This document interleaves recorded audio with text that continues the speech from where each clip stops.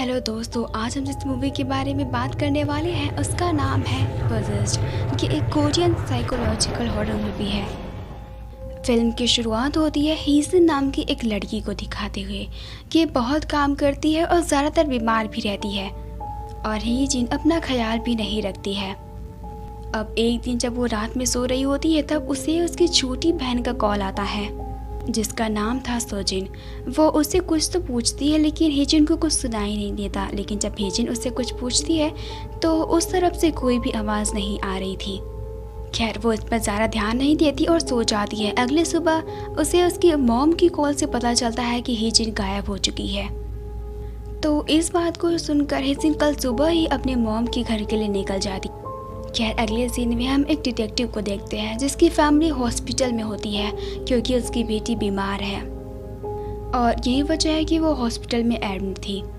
अगले सीन में हम हीजिन और उसकी मॉम को बहस करते हुए देख पाते हैं। इससे हम समझ पाते हैं कि हीजिन की मॉम धार्मिक हैं और वो ईश्वर में भरोसा रखती है। उनकी बेटी गायब हो गई है तो वो पुलिस के पास जाने के बजाय ये कहती है कि हमें ईश्वर की पूजा करनी चाहिए ताकि उनकी बेटी वापस आ जाए। इवन जब हीजिन डिटेक्टिव को बुलाती है तो उनकी माँ ये कहती है कि ये सब शैतान है। वो डिटेक्टिव कुछ दिनों तक लोगों से पूछताछ करता है और फिर वो हीजिन से ये कहता तुम्हारी बहन अपनी मर्जी से घर छोड़ गई है, तुम थोड़ी देर रुक जाओ तो वो वापस आ जाएगी। तो इस पर से हीजिन गुस्सा हो जाती है। वो कहती है कि तुम रहने दो, मैं खुद ही अपनी बहन को ढूंढ लूंगी। खैर इसके बाद वो डिटेक्टिव नीचे चला जाता है और नीचे जाते वक्त उसे वहाँ का एक गार्ड मिलता है जो उसे बताता है कि इस जगह पर आत्माओं का साया है। वहीं दूसरी तरफ हम हीजिन को देखते हैं जिससे अपने घर के विंडो के दूसरे साइड पर किसी की परछाई दिखती है। लेकिन जब वो विंडो खोलती है तो वहाँ पर सिर्फ एक कोट टंगा हुआ था। वो जैसे ही कपड़े उतारती है तभी अचानक उसे वहाँ पर एक लड़की दिखती है जो आत्महत्या कर रही थी। लेकिन हीजिन को देखने से ऐसा नहीं लग रहा था कि वो सुसाइड कर रही है। वो उसे बचाने की कोशिश करती है लेकिन वो कुछ कर पाती इससे पहले रस्सी टूट जाती है और वो लड़की सीधा ज़मीन पर जाकर गिरती है जिसकी वजह से उसकी मौत हो जाती है। डिटेक्टिव का मानना था कि ये सुसाइड है क्योंकि उसके घर से एक सुसाइड नोट मिला था। उस लड़के के घर से उसे एक और पर्ची मिलती है जिस पर 3 उंगली वाले हाथ के निशान थे और वो निशान किसी खून से बनाए गए थे। सुसाइड करने वाली लड़की का नाम जुनमिन था और उसने अपने नोट में ये लिखा था कि सुंजी मुझे माफ़ करना। खैर एक रात जब वो डिटेक्टिव उस बिल्डिंग के पास जाता है तो वहाँ पर वो फिर से उसी गार्ड को मिलता है और वो उसे पूछता है कि क्या उन्होंने कभी सोजिन को देखा। तो वो गार्ड छत की तरफ इशारा करते हुए कहता है कि उसने अभी सोजिन को यहाँ पर देखा था, जिससे डिटेक्टिव को गुस्सा आ जाता है और वो उसे एक थप्पड़ लगा देता है क्योंकि ये कहने के बाद वो गार्ड कुछ अजीब हरकतें कर रहा था और वो कुछ बोल रहा था। थप्पड़ लगाने के बाद वो गार्ड अचानक से शांत हो जाता है और वो कहता है कि मैं थक गया हूँ और मैं जा रहा हूँ। अब अगले दिन उस डिटेक्टिव को फिर से एक सुसाइड की खबर मिलती है। तो इस बार सुसाइड किया था उस गार्ड ने। उसने बहुत सारी उल्टियाँ की थी क्योंकि उसने ज़्यादा मात्रा में जहर पी लिया था। उस गार्ड की बॉडी के पास से डिटेक्टिव को एक येलो कलर का पेपर मिलता है और ये पेपर ठीक वैसा ही दिख रहा था जैसा उसे उस लड़की के घर से मिला था। उस डिटेक्टिव को चुन्मी के घर से एक चाबी मिलती है जो कि हीजिन के घर की डुप्लीकेट चाबी थी। उसके घर में जाने के बाद वहाँ पर उसे एक औरत मिलती है जिसका नाम था क्युंजा। वो औरत बताती है कि वो सुजिन को भी और वो जुन्मी को भी जानती थी। वो लड़की अक्सर सुंजी की माँ के साथ चर्च जाया करती थी और जब उसकी मॉम घर पर नहीं होती थी तब वो सुंजी का ख्याल रखती थी। वो औरत आगे बताती है कि सोजिन ने जुनमिन के पास्ट के बारे में कुछ बताया और जिसके बारे में जुनमिन को भी पता नहीं, लेकिन पता करने पर उसे पता चलता है कि सोजिन में जो कुछ भी कहा है वो सब कुछ सच था। अब एक दिन जब डिटेक्टिव सोजिन के घर से बाहर जा रहा होता है तभी सुयुन नाम की एक औरत उसके पास आती है और वो उसे खुद को गिरफ्तार करने के लिए कहती है क्योंकि कुछ देर पहले उसने सोजिन को अपने घर में देखा है। डिटेक्टिव जाकर वहाँ पर चेक करता है लेकिन उसे कुछ भी नहीं मिलता। लेकिन डिटेक्टिव को वहाँ पर भी सेम वही पर्ची मिलती जो उसे उस घर में मिला था, जिस पर से ये औरत उसे ये बताती है कि ये पर्ची किसी तांत्रिक ने नहीं बल्कि सोजिन ने बनाया था। वो औरत आगे बताती है कि उसे कैंसर था और उसके पास बहुत कम वक्त था जीने के लिए। एक दिन वो सुजुन की माँ से मिली और उन्होंने उससे कहा कि अगर वो चर्च जाएगी तो वो जल्दी ही ठीक हो जाएगी।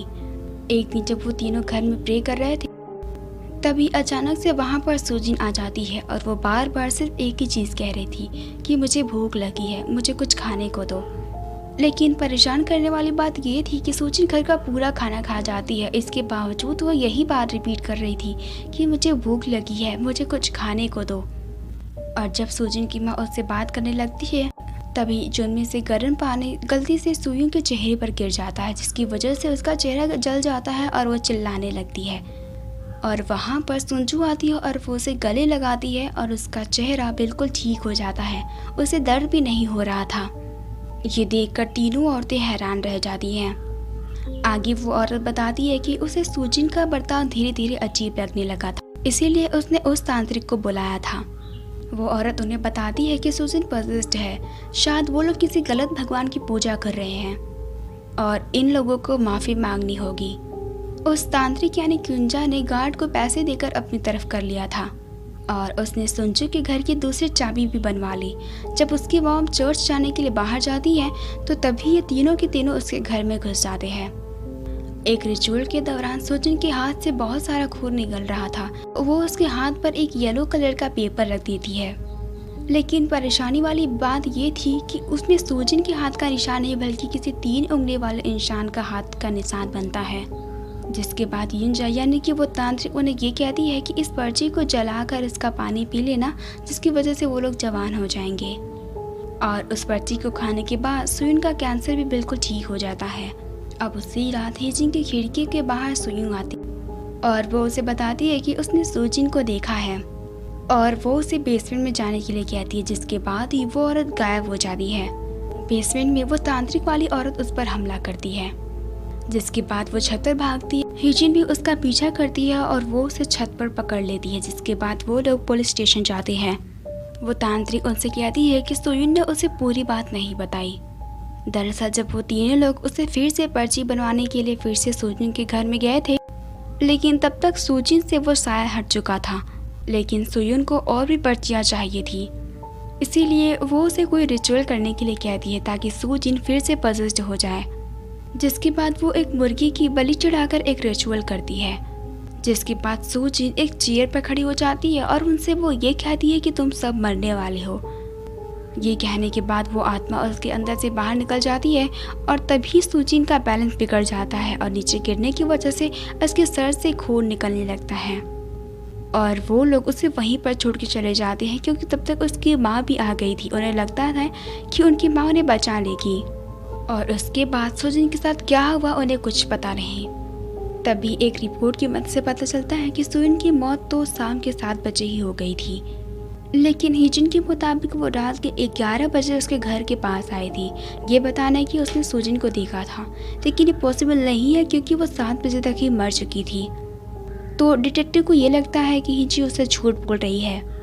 तभी वो तांत्रिक ये कहती है कि तुम मरे हुए लोगों को देख सकती हो, तुम ही हो वो शैतान, अब तुम्हारे अंदर है।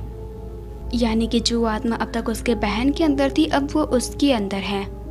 जिसके बाद हेजिन अपनी मॉम को कॉल करती है, लेकिन वो कॉल रिसीव नहीं कर रही थी। तो वो डिटेक्टिव के साथ चर्च में जाती है, जहाँ पर उन्हें पता चलता है कि पिछले 1 महीने से उनकी मॉम चर्च में नहीं आ रही, लेकिन वो हेजी से ये कहकर जाती है कि वो चर्च जा रही हैं। और वहाँ पर उन्हें ये भी पता चलता है कि कुछ दिन पहले उनकी मॉम सुजिन को चर्च में लेकर आई थी और कि उनकी बेटी फ्यूचर बता सकती है, क्योंकि उसके अंदर एक पवित्र आत्मा ने प्रवेश किया है। लेकिन किसी ने उनकी बातों पर भरोसा नहीं किया और उन्हें वापस भेज दिया जाता है। जिसके बाद वो डिटेक्टिव उनकी मदर को ट्रेस करने लगता है और तब उन्हें पता चलता है कि उनकी मॉम घर पर ही है, जिससे डिटेक्टिव को ये लगता है हेजिन और उसकी मॉम मिलकर पुलिस को बेवकूफ़ बना रही हैं। लेकिन तभी जेल के अंदर वो तांत्रिक खुद को फांसी लगा लेती है। इधर हेजिन अपने बिल्डिंग के छत पर जाती है, जहाँ पर उसे बहुत सारे फूल उड़ते हुए दिखते हैं। जब वो उन्हें फॉलो करती है तो वो अपनी मॉम के पास पहुंच जाती है, जहां पर उसकी मॉम सुजिन के साथ होती है और उनका मानना था कि सुजिन अभी उठ जाएगी, क्योंकि उसने मरने से पहले कहा था कि जब उसकी दीदी आ जाए तो उसे जगा दे। और सुजिन ने ये भी कहा था कि वो सब लोग मरने वाले हैं, यानी कि उसका मतलब उन 4 लोगों से था। लेकिन उसकी मॉम कहती है कि पूरी दुनिया ही मरने वाली है और वो कहती है कि कयामत का दिन आएगा, सुजिन मौत को हराकर वापस आ जाएगी। इस बात पर हिजिन उन पर गुस्सा करते हुए कहती है कि आपका दिमाग खराब हो गया है, सुजिन अब कभी वापस नहीं आने वाली। तो अपनी बात पर भरोसा दिलाने के लिए सुजिन की माँ एक और हरकत करती है। वो खुद को छत के किनारे खड़ा कर लेती है। वो कहती है कि अब तुम मुझ पर भरोसा करोगी। वो छत से कूदने ही वाली होती है, लेकिन तभी हिजिन उसका हाथ पकड़ लेती है, जहाँ पर सुजिन की माँ ये कहती है कि देखो सुजिन जिंदा हो गई। लेकिन जब हिजिन पीछे देखती है तो तभी ये सीन कट हो जाता है और अगले सीन में हमें पता चलता है कि उसकी मॉम और हिजिन दोनों एक साथ नीचे गिरी थी। उस एक्सीडेंट में हिजिन की मॉम तो मर जाती है, लेकिन हिजिन बच जाती है क्योंकि शायद वो उसके ऊपर गिरी थी। वहीं दूसरी तरफ हम देखते हैं कि डिटेक्टिव की बेटी बिल्कुल ठीक हो गई है, लेकिन उस डिटेक्टिव की बेटी को देखकर हमें ऐसा लगता है कि जैसे वो शैतान अभी उसकी बेटी के अंदर हो। और ठीक यहीं पर मूवी खत्म हो जाती है। दोस्तों, अगर आपको मेरी ये वीडियो पसंद आई हो तो मेरे चैनल को सब्सक्राइब करके बेल आइकन को दबाएं ऐसी और भी वीडियोस देखने के लिए।